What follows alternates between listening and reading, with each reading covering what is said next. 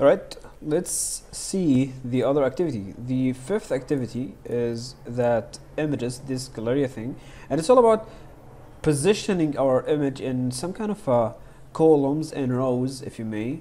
Like that's the same grid layout that you see in Instagram and souk.com. Whenever you open souk.com and you see like you have products, and these products might span this whole width of the screen, or it might just take a smaller width, but by the end of the day there are columns, x rows, right? So this is the kind of grid layout that we want to build in this activity. And notice that this is responsive, and this is the first time we're going to see something responsive. So whenever you shrink, okay, I believe whenever I get to a specific width, notice that this is the width that is being minimized. So whenever we reach a specific width, we're going to see that the layout completely changed, right? So the layout now is vertical. Instead of having all of these rows and columns, no, each image just spanned the whole width of the screen, right? So if we toggled, like for example, the iPhone X view, for example, this is how it's going to look like on the iPhone X, right? And let's just go back, okay? And this is your typical desktop view. So let's see how can we do that. Okay, I'm just going to go to my folder. This is the folder that I'm working on. Where is it? Where is it? This is the one. Okay, so I'm going to go to week 2. Where is it? Why can't I find it? Yeah, this is the one. That was another course. Okay, so let me just go to lab activities and create another activity, activity 5, right? And I'm going to paste a folder. This folder you're gonna find in Moodle, and this basically the images that we are going to work on, right? And notice something that is really important. I deliberately chose images that are not of the same width and height. Like you see, some images are really small and some images are really big. So how can we manage to fit everything in the same area without, you know, pixelating any of the images, right? So I'm just going to start by having these images there, okay? And I'm going to go to my activity 5 and create an index.html, right? And since we are at it, let's just create the styles. Now I've just named this incorrectly. So this is style CSS. CS is just a C# thing, right? Let's just create our template, and let's say that this is going to be activity 5 or the gallery. All right. Okay. So let's say that we are going to start. Let me just see how this is looking like. So we have a navigation bar here, some kind of a menu. I'm going to show you how are we going to do that menu. But I'm just going to start off with just aligning my images. And let me just really quick tell you what I'm going to do in this scenario. Okay. Let me just pause for a minute. All right. So let's just create a new canvas. And let me tell you the idea here. Okay. So the idea is basically, if we consider that this is our website, this is the browser's screen or the desktop screen, right? So let's say that we are going to have images. Let's say that I will have like 3 images, or if you may, 3 columns. So this is column 1, column 2, and column 3, right? And every 3 columns of these are going to be included inside a div. So every column is a div itself, right? And this is, of course, is going to include the image like that, right? And the very, very, very big row, this is also a div, which is going to be a row like that. So this is the row, right? So the row is going to span like 100% of the width of the screen, right? And let's say that, and this is something personal, I chose to have my columns spanning, like every image, for example, is going to span 30%, right, of the whole screen. And this column is going to be having 30%, okay, and this column is going to be having 30%. So if you think about it, you are going to find yourself having a leftover of 10%, right? Because 30 plus 30 plus 30, now we have a total of 90%, right? So what is left out of the 100% of this width of the screen is typically 10%. Now we can use this 10% to put our margins or paddings, whatever you want to call it, margins or paddings, right? So let's say that I'm going to have a padding or a margin between this image, like to the right and the left of, for example, if we have like 10% and you have like, this is a margin and a margin, another margin and another margin, so you have like 1 2 3 4 5 6, you have 6 margins, so 10% over 6, right? And this percentage or this ratio is what is going to be allocated for every margin like that. Okay, that's the whole idea. And if we have another row of images, it's the same thing. We are going to create another div, which is going to be the row, which is going to be spanning like 100% of the screen width, right? And I'm going to have my another 3 new columns. But the thing is, every column, every division column will still be having a width of 30%. So we are stuck with the same grid layout, right? Nothing is new here, right? And what is left of the 90% that is being taken by each of these 3 divs, which is basically the 10%, is going to be divided on the 6 areas, like there, to give every division or column a margin to the right and margin to the left. And that's the whole idea. One would say, all right, what if I wanted to have, we have a div that is a row, and this row division, right? So this is your row, and typically your row is going to be spanning like 100%. We know this already. But what if I want to have my gallery or online shopping system having a number of 4 images or 4 divisions? These divisions can contain images. It can contain images and buttons. Like you can have an image here, a button, a ratings, some kind of stars, right? A reviews. So you can have whatever you want to have in every div. It doesn't have to be only an image. That's just an idea on how can you like create what's called a grid layout, right? So one would say, all right, I want to have like 4 images or 4 divisions or 4 column divisions, right? Column is just the name of the class that I'm going to give each of these 4 divisions. In a case like this, one would say, all right, maybe I would want to give for every column like a span of 20%. So this is 20%. Another 20%. Okay, so you have a total of 80%, and you are left with 20%, right? So now think of the margins between every division. You have a total number of 8 margins, right? So 20% over 8, and whatever value that you have here, this is what you are going to be assigning to every margin. All right? Okay? So I hope this is clear now.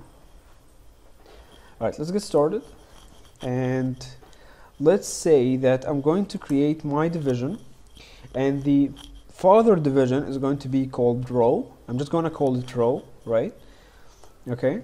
And this is going to be including, if we go back to our canvas, I hope it's not deleted, right? So I'm going to create, let's go to the first one here. That was the first sketch. So I'm going to create the division, right? The division, which is basically the row division that's going to be having 100% width. By default, divisions already span like 100%, but just to make sure that we are on the right track, let's just include our styles here. Okay, and let's say that I will, first of all, let's just give some font family to everyone, and font family is going to be, let's take a look here. like this is, I think this is monospace. How about, all right, we're gonna say that the monospace is the universal font, and let's just pick the row class here, right? That division. So this row class, first of all, is going to be having 100% of the width of the screen. That is what we have agreed upon, right? And let's create like 3 divisions for the first 3 images. Notice that in the images folder we have 6.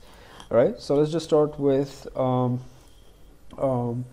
saying that this is, for example, column. That's the first image, and I'm going to include this image, and this image is just simply called 1.jpg, right?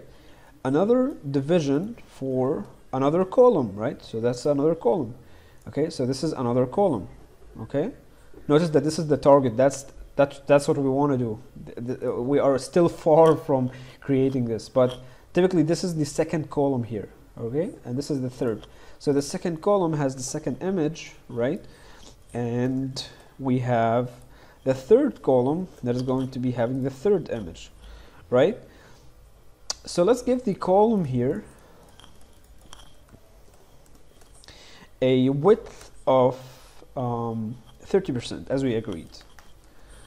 Okay, and notice that I'm choosing percentages, not fixed width, not something like 30 pixels or 300 pixels, because what you are seeing here, right, if we go back to the target website, what you're seeing here, whenever you squeeze the website or whenever you stretch the website, shrink it or grow it, right, these images are being dynamically shrinked or grown because of the unit of the percentage that we are giving the width, right? So if the width has a number, has some kind of a unit that is a percentage, this is basically your first attempt to make your website responsive.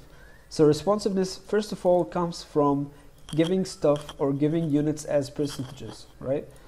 So that's just the justification. Why am I using percentages here, right? And it's going to be really clear if you just remove all of these percentages and put something like that. It's not going to work, okay?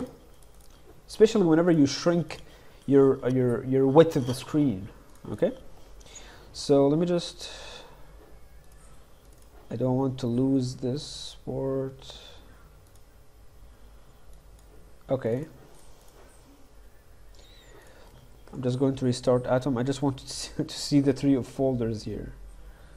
Atom can be sometimes really annoying, so let's just go and open a new window, and let us open our folder that is 5, and this is the HTML, and this is the styles. Close this, close this, close this, and here we go. Okay, so I'm just gonna close that. All right, so this is the first 3 columns. Now let's make a new row. So this is the first row. I'm just going to make a comment here. So this is row 1 that contains 3 columns or 3 images. Okay, so let's have another row that's going to be row 2, that's going to be including that's the first image or the 4th image. Notice here we have 4 JPEG, but notice the extension here is JPEG, so just take care of this, okay? And 5 JPEG as well, and this is the 3rd, which is 6 JPEG. That's just JPEG normally. Okay, now let's see how this is looking like. So I'm just going to open up my live server. Okay, and let's go to lab activity 5. Alright, nothing is showing. That's kind of weird. Index.html. That is not correct.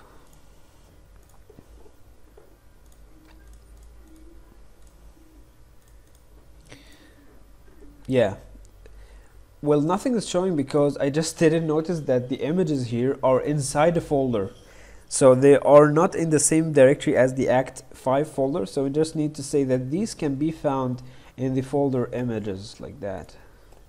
What a naive mistake. Sorry guys. Okay. All right. So now we can see that stuff are looking really bad because typically you would say that images are inline level elements. So they would stack like next to each other. But what's happening here is that they are just stacking all over each other. Why is that? Because you have included each image in a div, and a div by default is typically what? Is typically a block level element. So that's why they are stacking all over each other, right? So the secret to the formula of aligning things next to each other, and I really recommend you to watch the video about centering things and using what we called a flex box. Just watch the video about the flex box in order to understand what's going to happen. Okay, but the idea here is that this parent, this row, I want to tell this row, please, can you just grab your children and flex them together, flex them to sit next to each other, right? This is what display flex or the flex box means. If you don't understand this, please watch the video that is called centering things using flex box, all right? So I'm just going to tell the row here, which is basically the parent div, as a parent, please just, can you just display your children or display your child elements or child divs as if they were flexing next to each other, right? So this is the first part, okay?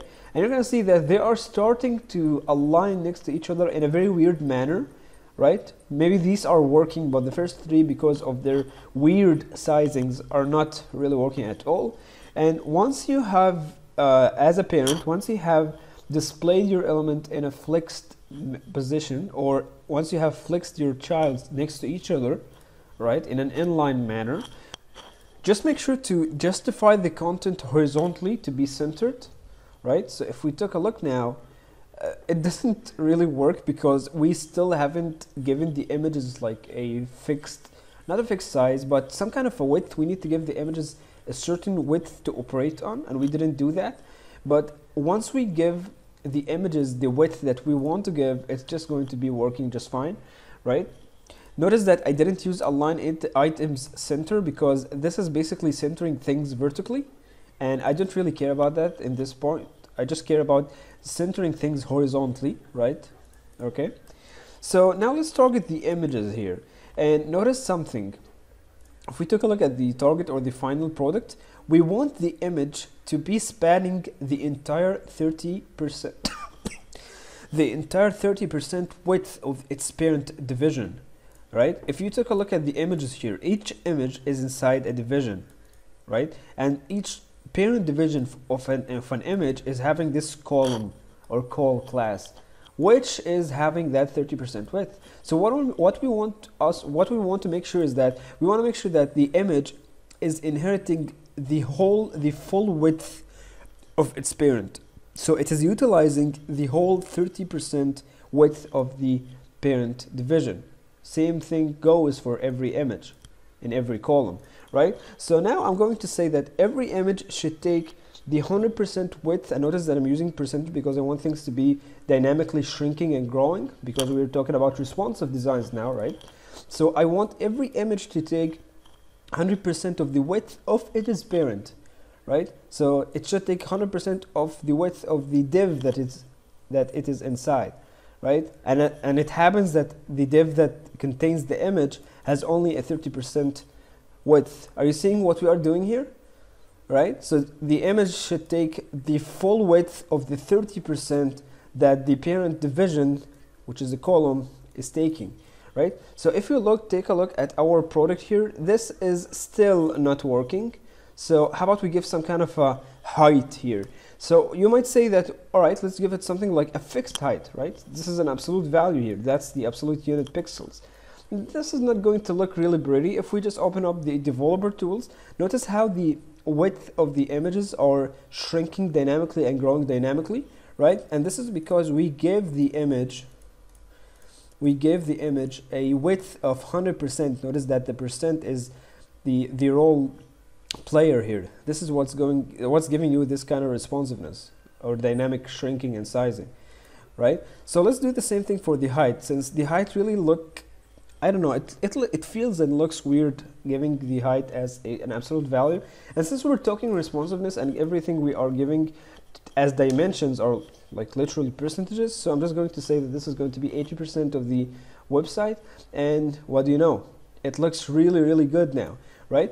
There is a small attribute called, or property called object fit cover, right? There's so many things here. There is contain, for example, but I think contain is going to mess up the width a little bit, because I think all of the images are big, but this is a very small one, right? And it shows that this is the smallest because it is contained literally in less than the size, less than the width that we gave the other images. And I think cover is what I really like the most. You can even tell that some stuff that were pixelated, like it was pixelated before using cover, but after you do cover, see how sharp the image becomes. So cover just does it for me. Like, this is way too good. So I'm just going to have object fit cover here. Notice that anything we do in the developer tools just does not get saved, so this is volatile. So I'm just going to copy this and put it in my image selector tag. Okay, and that's really good. What's really left here to do is the padding or the margins that we have talked about. So the leftover of the 100%, since we have 3 columns, each is like 30%, so we have like a total of 90. So we have a leftover of 10% over 6, because we have like 2 edges or 2 sides for every div. So this result, or this leftover, is going to be divided on these 6 edges, right? You can have this as margins, as paddings. It's really up to you. I'm just going to choose them to be paddings, so they are like internal spacing to the div itself. Okay, just in case I want to do something with my div, maybe I want to add some other stuff underneath the image, beside the image. I just want to have internal spacing, so I'm just going to go with padding. You can go with margin, that's totally fine. So from top and bottom, I don't really care about the top and bottom of every div here, right? So I'm just going to have it as 0 pixels. And notice, remember, we are talking about the divs that are columns, which are the divs that contain the images. This is what we are targeting right now. And from left and right, I'm going to use a function called calc, right? So I'm just going to calculate what is the padding that you should give to the left and right of each division whenever I divide the leftover 10% by the the remaining 6 sides, right? So over 6. Why 6? Because you have 3 images and each image has 2 sides, right?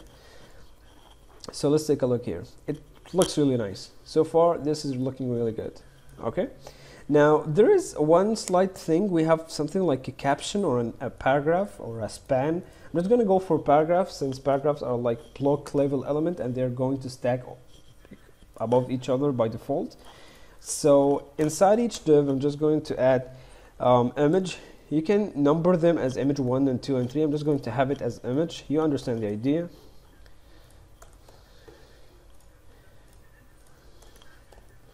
Okay, so let's take a look at that, right? So it is not centered in the middle, not like that, right? So what do we do here? We can say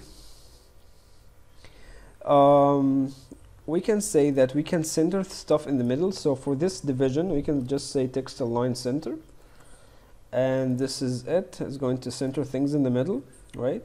If you want to have after each row some kind of a margin bottom, you can have that. So after each row, we can have something like a margin bottom of 200 or 20 pixels, right? So we have some spacing there. Let's make it 30. Okay.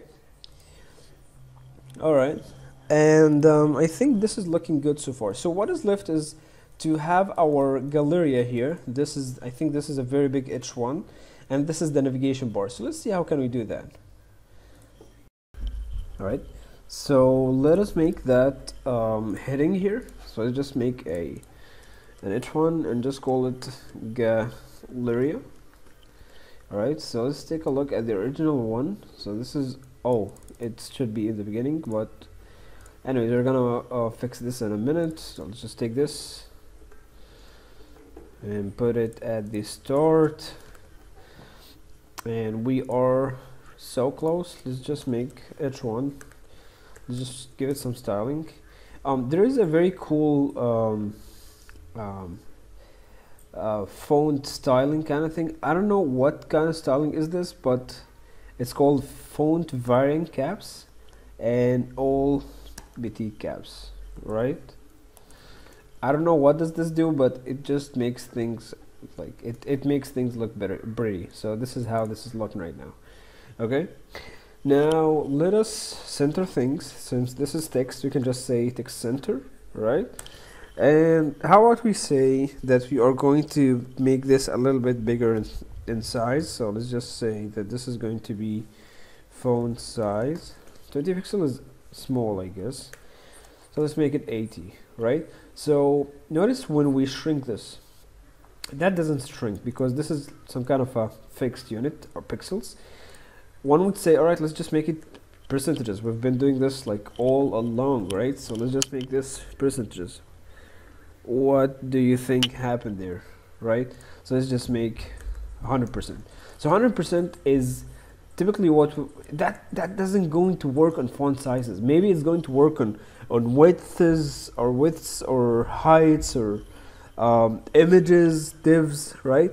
But it's not going to work on font text. It's not going to work on font or text generally, right? So instead, if you want to have some kind of dynamic, instead of having like 100 pixels, and that, as you've seen, that doesn't dynamically shrink or grow, we can, just let me inspect this, we can replace the pixels, and this is a special thing only for texts, right, with something called view width, right? So view width, notice that this is extremely big, so I'm just going to make this a little bit smaller. So let's just say that this is 10, for example, right? And I think 10 is the same size as that, but notice this, whenever we shrink, it shrinks with you, right? So this is the kind of font sizing dimensions that you would typically look for. So let's just have this as view width, right? And 10, and I think this is pretty good, right? All right, so what do we have left? We have the navigation bar now. That is the most interesting part in every website, at least for me personally.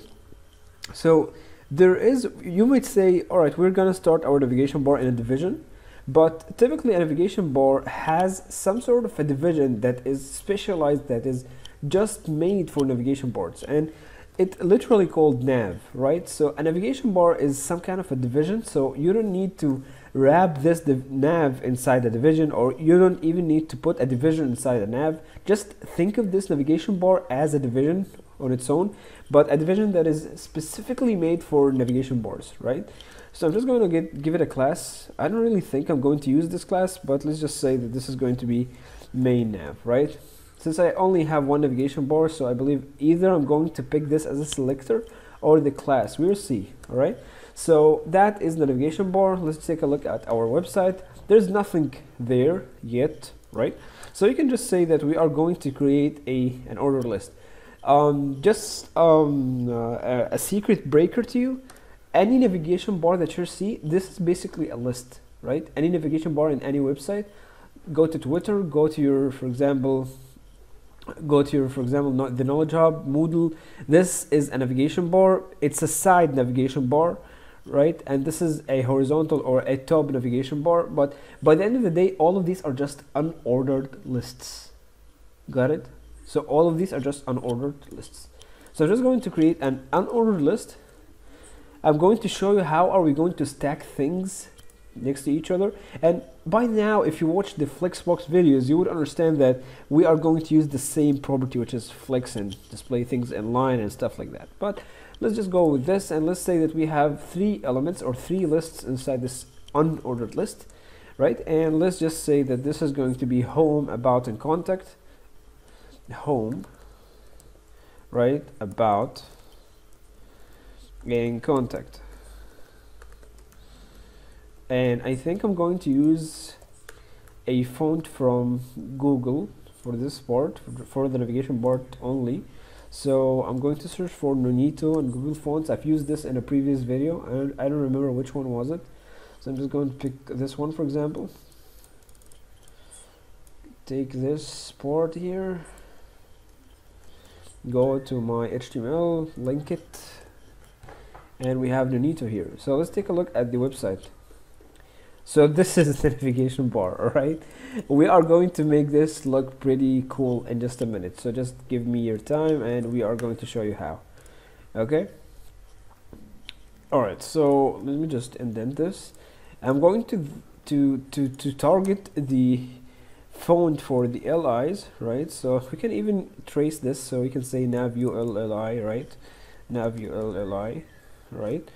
And give the font family to be Nonito, and notice that this is not a machine default font, so that's why we put it in double brackets or double quotations. Alright, so let's remove these bullet points, right? So we can say that if this has a list style of bullets, we're just gonna make it none, right?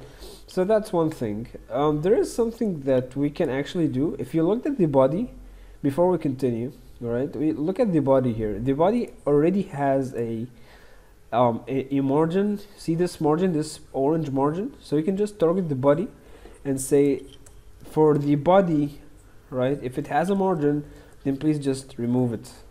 Okay, this is going to make things easier for us in the future. You're gonna see how. Okay, and this is the navigation bar. There is a slightly something in the top there. Just want to make sure, what is this? This is alright, so that is basically the body, but it's not starting from the beginning. There is a small thing in the beginning. We are going to solve this in just in a minute.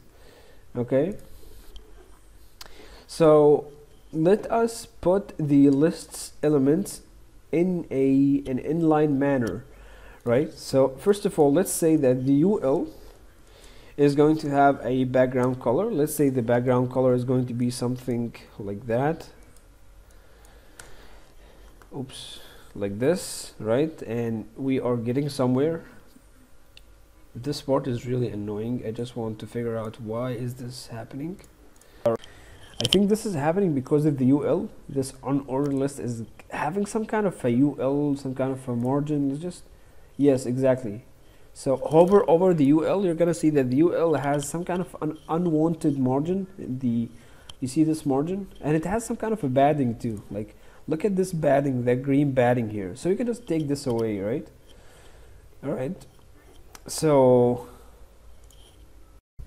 I'll go to the UL and take away any padding that it has by default, and take away as well any margin that it has by default. So let's see how this looks like. Okay, so now I think, yeah, UL doesn't have, if you hover over it, it doesn't have any external spacing or paddings, but there is still some kind of a white space around here. So if you hover over the body, you're gonna see that the body itself, it has an orange margin, which we do not want, so we can just take away that margin from the body. So you can just say that margin of the body is going to be 0. Now take a look here. That is how we want our navigation bar to be styled as, right? To start from the top. We're not quite there yet, but we can just start from there. So we can say that, first of all, let's just change that background color, because I think it's kind of annoying here. Let's just make it a little bit darker. All right, and let's say,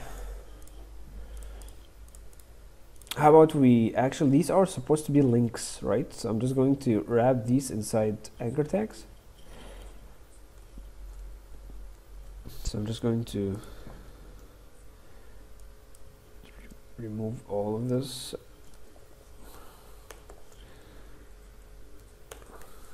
Okay. Contact us, and the second was about.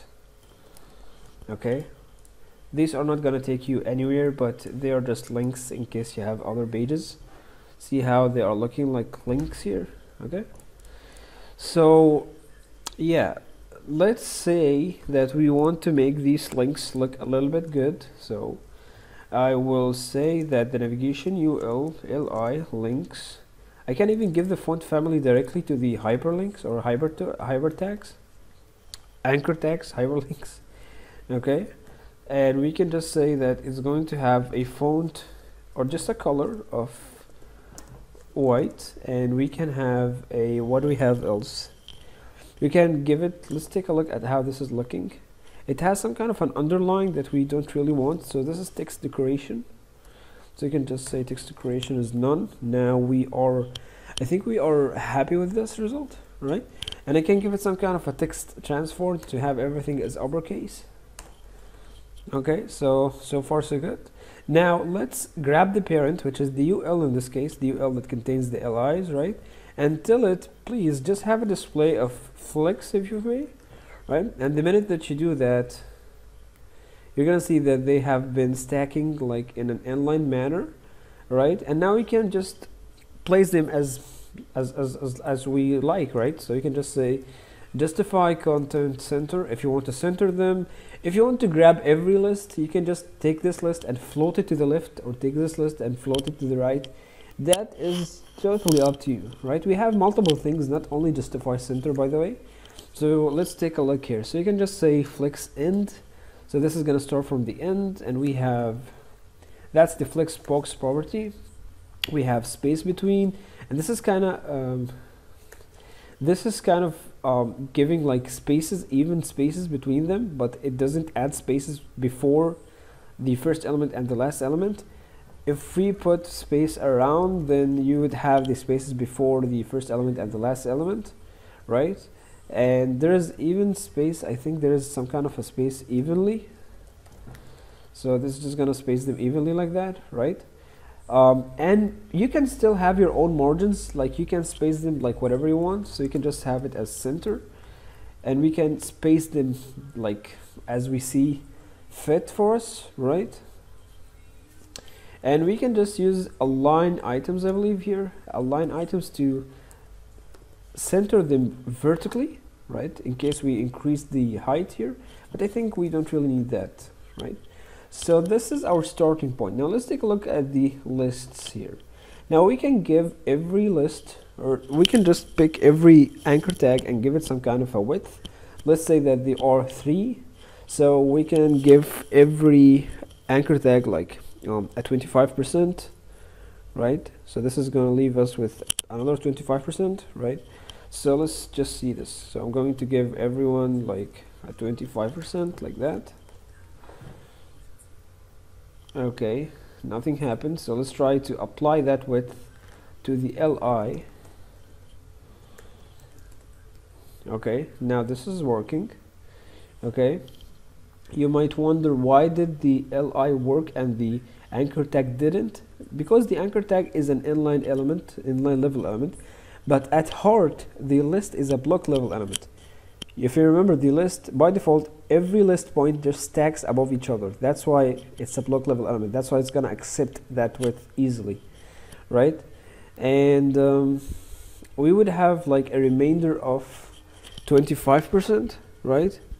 And we can just add a padding to this. Like we can just say that padding, we can have a padding of top and bottom, and right to left we can say that we would have a calc of 25%, right, over 6, I believe, right?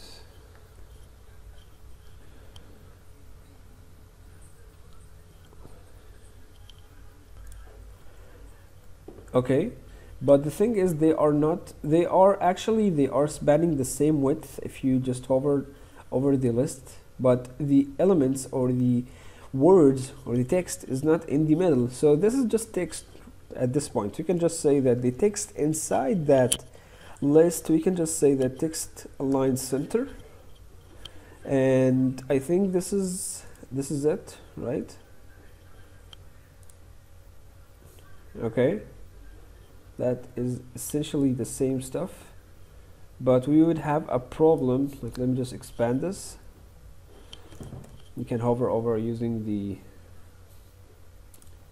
so this is a width of, they essentially have the same width, right?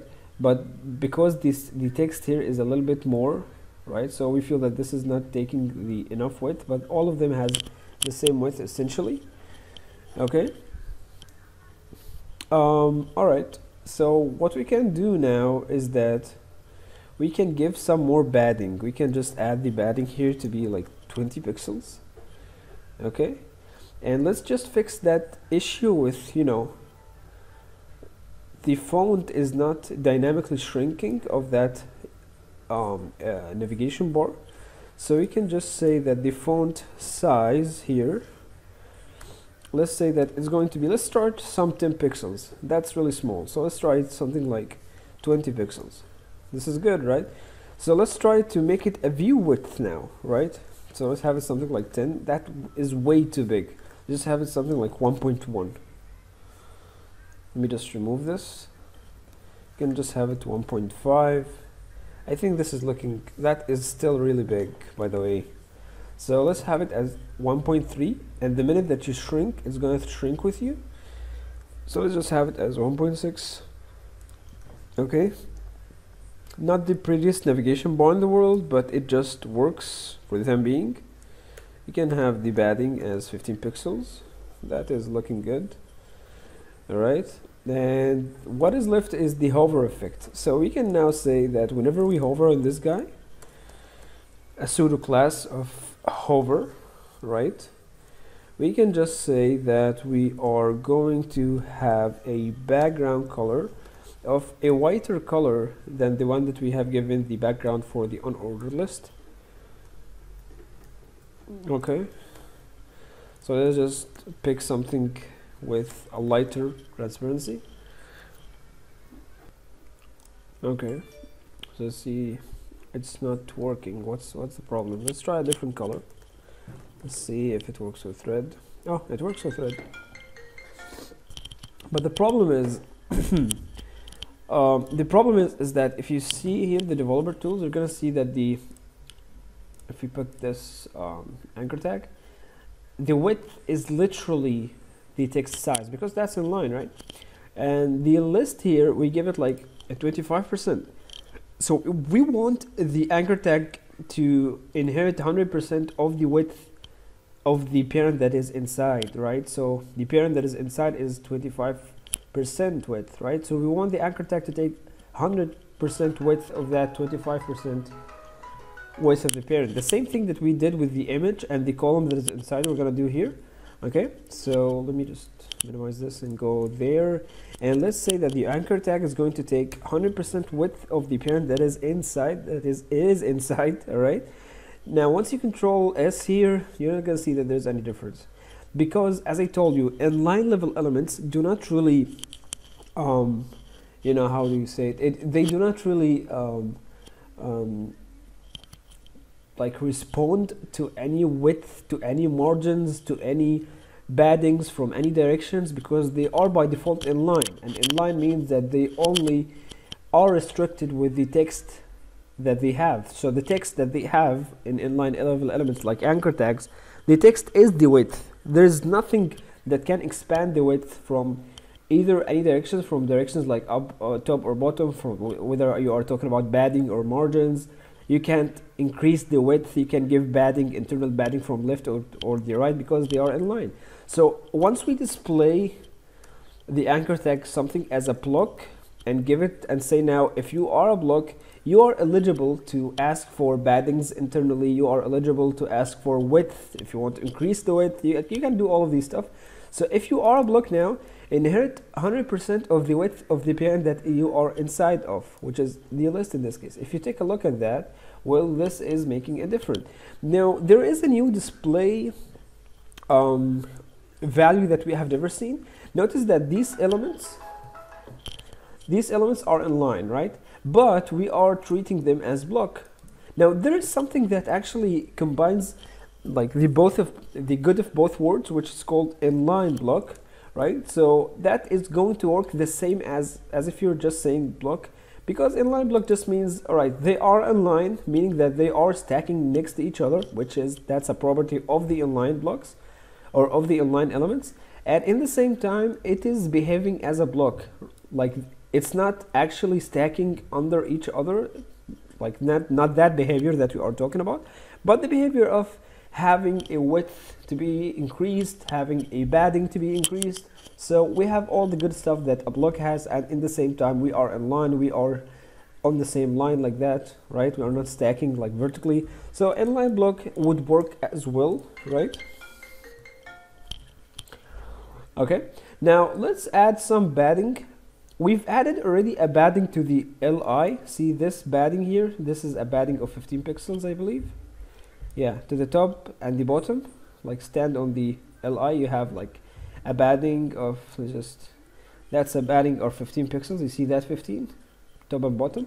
So you can just take away that 15 pixels from the LI, and now we can apply a padding top and padding bottom, right, of 15 pixels to the anchor tag itself, right? So now it looks even better, right? All right, let me just, okay. Now let's change this ugly color here and pick something a little bit nicer. Or we can just say royal blue. I like royal blue, right? So that's it. There is even a Dodger blue. So Dodger blue, yeah, that is even better. Okay, we can make some transition here. If you didn't watch or if you don't know what transitions are, just watch the video about styling a button, right? You're gonna find it in Moodle, a URL, it's a YouTube link, right? So you can just say that we are going to transition the background color, right? And it's gonna transition in 200 milliseconds, right? In a form of, or in a mode of ease in and out. There are multiple modes. This is a beautiful one. Okay, and now we can just say that that's it. This is the property that's going to be transitioned whenever you hover or apply some kind of pseudo class on it, right? So see this? It is transitioning really smoothly. It's really good. Okay, and I think this is it. Okay, now if you shrink, everything is gonna shrink with you. But the only thing that we are missing, if you looked at this part, first of all, the paragraph, as you're seeing here, the paragraph it doesn't have all of this. Like if you stood in the paragraph, you're gonna see that the paragraph is having some kind of a margin. So you can just remove the margin top, right? So you can just say that the paragraph is going to be having a margin top of 0 pixels, right? So that is, this is looking good so far. Okay, now what is left is making this change the layout, so the grid changes whenever we hit some certain breakpoint. So the breakpoint that we are hitting, I believe it's some kind of 570. So anything that is less than 570, right? Once we hit a screen size that has a less value than 570, see how the grid changes. So this is what we are going to do in just a minute. Okay, so let's go to our work here. Now let's open up that developer tools. So we want to reach 570, like something like that here, and we want to start stacking things like vertically, right? So if you want to build your website to be compatible with certain phones or devices, you can just open that toggle device toolbar and choose your preferred device. I'm just choosing here the iPhone X, right? So the iPhone X has something like 375. So we want to make sure something like, if the width is 30 or 375 or 380 or less, we are going to stack things vertically. Okay, so this is something like an indication to you to know what are your guidelines that you are working on, right? So let's just go back to the normal view. Okay, and by the way, you can even stack the navigation bar to be like kind of vertical stacking as well. I'm going to show you how you do that in a minute, but let's just start with the images first.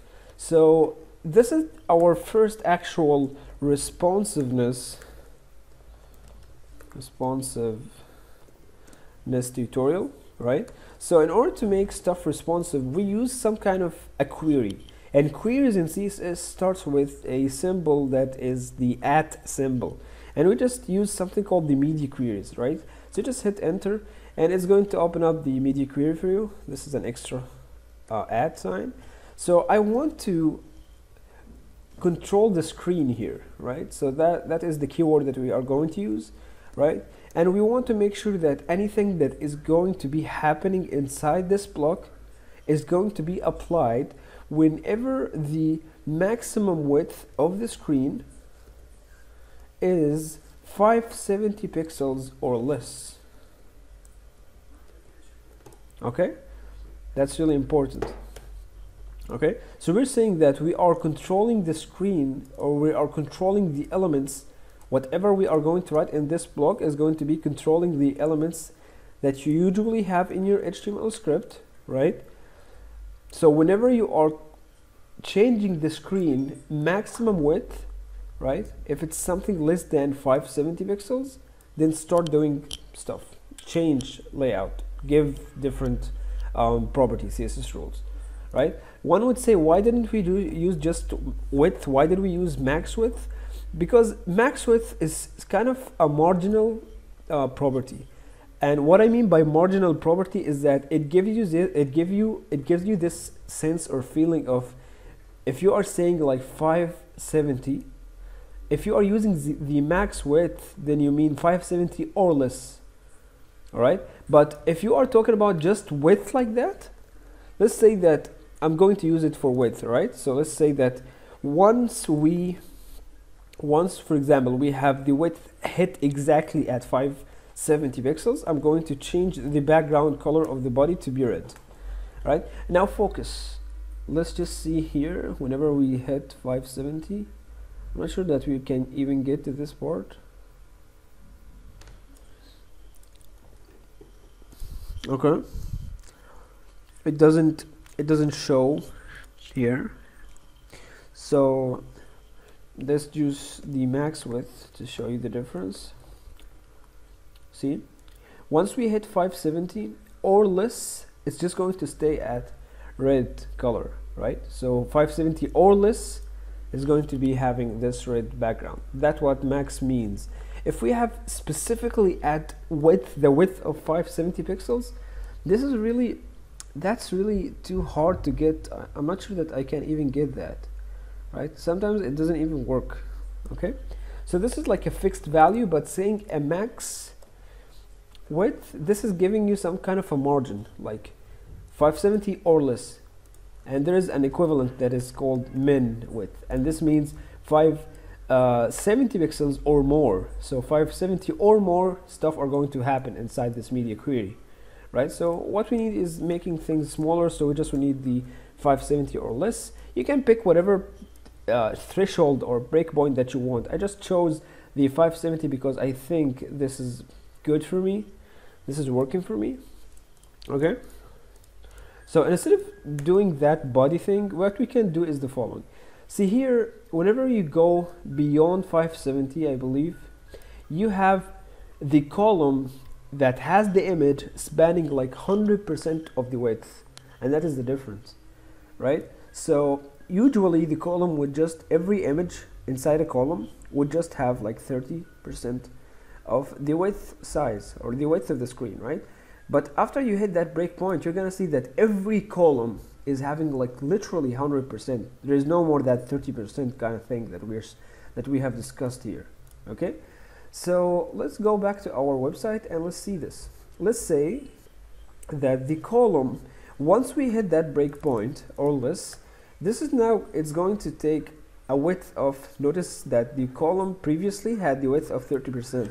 Now we would say that the column is going to have 100% of width. So let's just make it less than 570. It is already less than 570, so we don't really see any effect here, and we're going to see why in a minute. Okay, so what is preventing the column from, or the column that contains the image from taking the whole width of the screen, is that because of the parent. Remember what the parent, which is the row that contains the column, remember what property did the parent had? It has this display flex. So once we say that the display is going to be something like block, notice how it's going to stack things like that vertically, right? So this is the first thing that we need to modify. All right, so the row, which is the parent, that was previously flexing things inline, right? Now we don't want this effect to take place anymore. We don't want the columns or the divisions to be stacked next to each other. We want them to be having the whole width of the screen and stacking right after each other, right? This is not going to happen unless you say that the row, the division that contains the parent, contains the columns, is going to be displaying a block type of elements. So now you can see that this is the view that we are looking for. Now the column is spanning like 100%. So this is the column, right? It's spanning like 100%. See how whenever we are beyond or less than this breaking point, the developer tools is just scrapping this port because it's no longer taking the width of 30%. Okay, so this is looking good. Now there's just one issue. There is some sort of a margin. I don't know what kind of margin. This is a padding. Okay, so there is some kind of a padding here, and you can tell that the padding is coming from the division, because if you hover over the image, that's just the image, but this is a padding that is coming from the division, the column. So you can just say that the column here is having some kind of a padding that is annoying me, so I'm just going to put the padding to 0 and we are good to go, right? We can even have after each column a margin top of, I don't know, let's say just 30 pixels. Okay, that's really small. I didn't notice that. Okay, and this is your mobile view, so that is supposed to be my mobile view. So let's toggle this and see how this should look like on an iPhone. Well, this clearly didn't work because we are missing a very important tag, right? So notice that the iPhone is 375, which is clearly less than our media query. It's less than 570. So why aren't we seeing that same kind of view here on the iPhone X view? Well, this is because if you want to see how actually your website is going to be looking on devices, you need to include a meta tag, right, in the settings in the head, that is called the viewport tag, right? And in the content you're gonna type with device. I don't think that I don't really I can't really memorize this myself. It's really long, and most of the time you just search for it. So let's search for meta for viewport for mobile. Yeah, you can just find it there and just copy and paste it. Yeah, it's this one. It's really big. No one that I know of actually memorized this, so you can just take it away and paste it there. So viewport, yeah, width, device width. I was really near. Okay, so once you control S here, you're gonna see that now it is showing you how it would look like on an iPhone X, right? So you can just, that's your touch here, and notice that the hovering is working as well. Okay, now you would think, how about we just stack this list like that, like a vertical way? We can do that as well. So let's see how can we do this. Notice that this is an extra part, it is not there, so the list or the navigation bar does not stack vertically, but we can do that. I'm going to show you how you do this. Okay, so let's take a look here. Now what we want to do is that we want to put these links to stack like vertically above each other or below each other, right? And we don't want this kind of inline thing. Remember what made these list elements in line at the first place? If you remember, that was because we gave to the parent the display of flex. We gave the flex box property, which picks the children and just puts them in an inline manner. So we can just grab the parent here and just say that the parent now is going to be having a display of a normal block, and this should break our kind of flex box here, or this inline presentation here, right? So let's say once we hit that breakpoint or less, we can just say that the UL, right, is going to be having a display of block instead of the flex. Remember, the UL had a display flex. Now we're just gonna ignore all of this, and that is the first step. This is looking good, but we have some problems. If we go to the developer tools, you're gonna see that each LI is having some kind of a padding here. So you can take away this padding first. Okay, so the li is having a padding, so let's just take away the padding. I don't think that anything happened. And this is a very important note on why should you use trees or descendants. See, the problem here is that CSS cannot recognize what kind of li are you talking about. Where is that li, right? We only have like 3 li's in this script. Like, it's not a big deal. It's not like we have like 1,000 li's in this script, but still the CSS is confused. It doesn't know which li are you talking about. So we can just trace this li, right? So you can just say nav ulli. So let's try this. Nav ulli. And what do you know? Now this works. Now this is what I mentioned regarding the descendants. Sometimes for an unknown reason that I personally don't understand, CSS does not recognize immediately what kind of element that you're talking about unless you trace it and give descendants it, right? So this is our first trial here. Now notice that we have actually converted the anchor tag into an inline block, or if you may say a block level element, so it has this width. So instead of the anchor tag having a text align in the center, I don't remember where did we put it, but certainly we give text align center. We can just say text align to the left now, right? So I can grab the anchor tag with the same descendants and say text align to the left, and let's just take a look at that.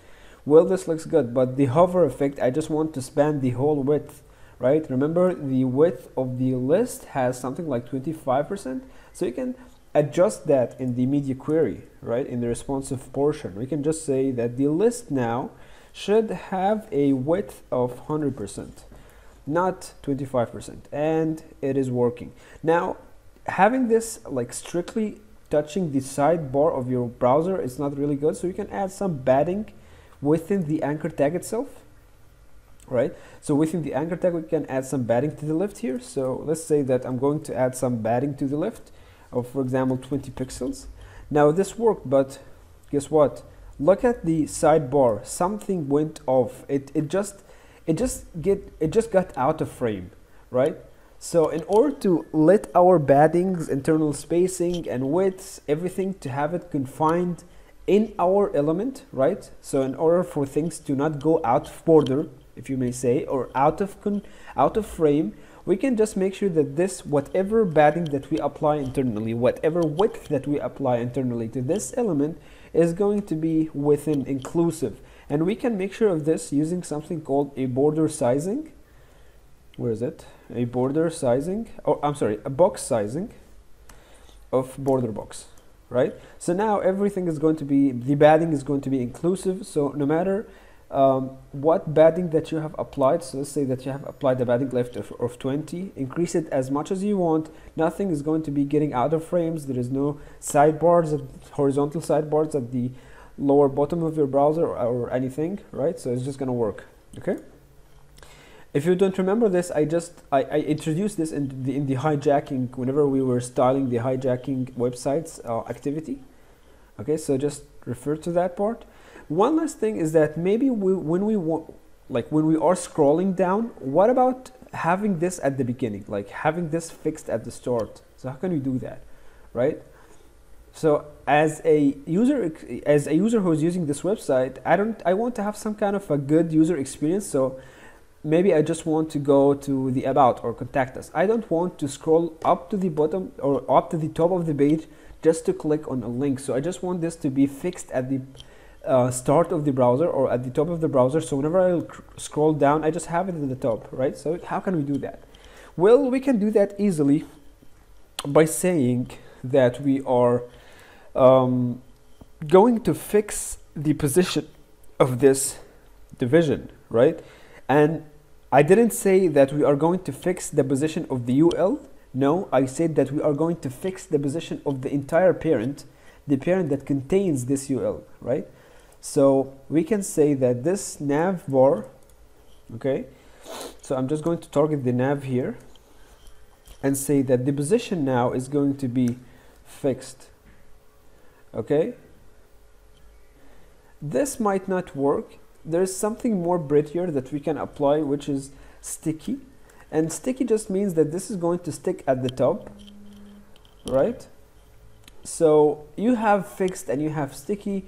Fixed, I think sticky is the newer version of the fixed position CSS rule, so we can just use sticky. But the point is, whenever you scroll down, nothing actually works. So what are we missing?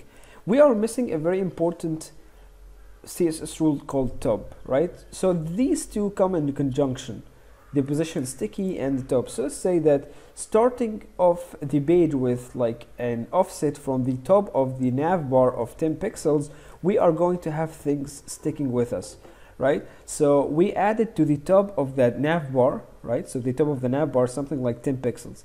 And we said, starting by having like an offset of top or an offset of 10 pixels to the top, now start fixating my nav bar.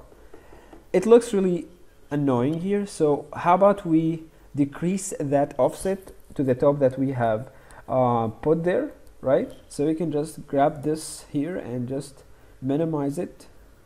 Let's say that it's going to be, for example, 0. That's the perfect one, right? One would say, how is it different of having a top 0 of like not having a top at all? For some reason, it makes a difference, right? So in order to have this position sticky working, you need to have top of whatever value, even if it was a 0, but you need to have the top property applied with some certain value, right? So I'm just going to have a top 0 like that, and starting an offset of 0 from the beginning or the top of the screen between the nav bar and the top of the browser. Now start fixating my navigation bar. Okay, now when we increase, it's going to be coming to its origins. Now if we are inside our iPhone view, this is how it's going to look like, right? Okay, we can add some box shadow to the bottom of this UL, so I can just grab a box shadow right there. I'm just going to use the box shadow that we have used earlier in our hijacking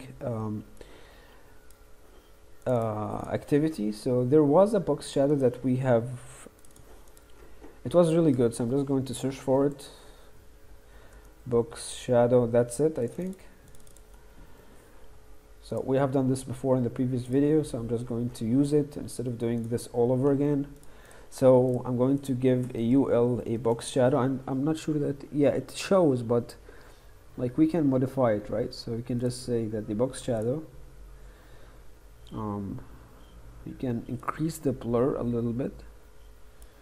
Okay, so let's have it a 11 pixels here, the blur, and let's change the color to something darker. Okay, so let's just make it something darker like that.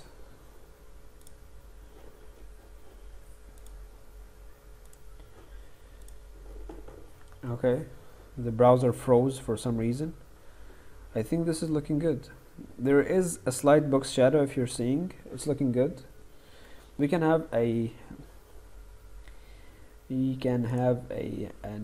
Y offset in the vertical axis. Let's just grab this, so we can have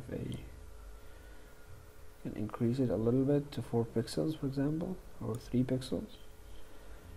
Okay, so let's have this as 3 pixels.